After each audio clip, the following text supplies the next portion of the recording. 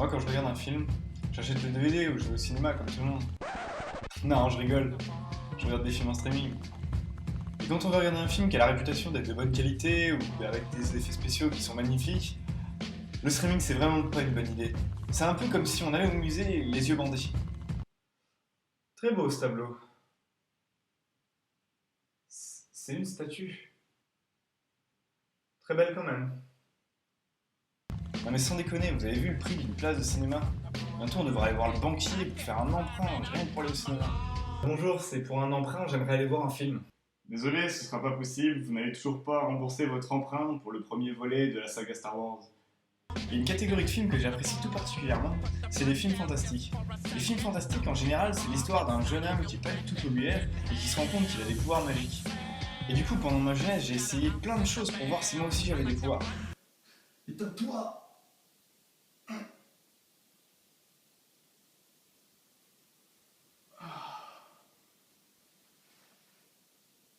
Et dans les films, les filles elles pardonnent tout au mec.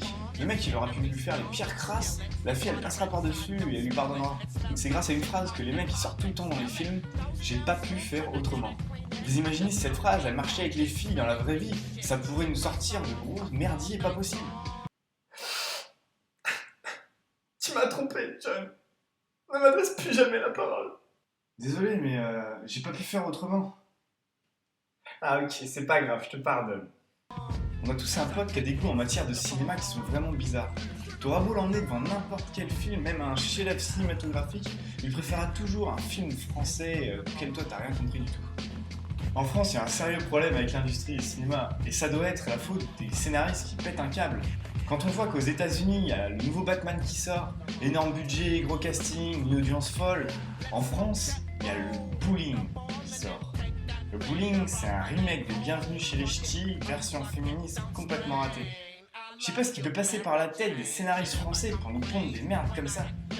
Bon les gars, pour le prochain film, j'ai une idée monstrueuse. Comme on a le budget limité, moi je vous propose, on adapte Navarro en film.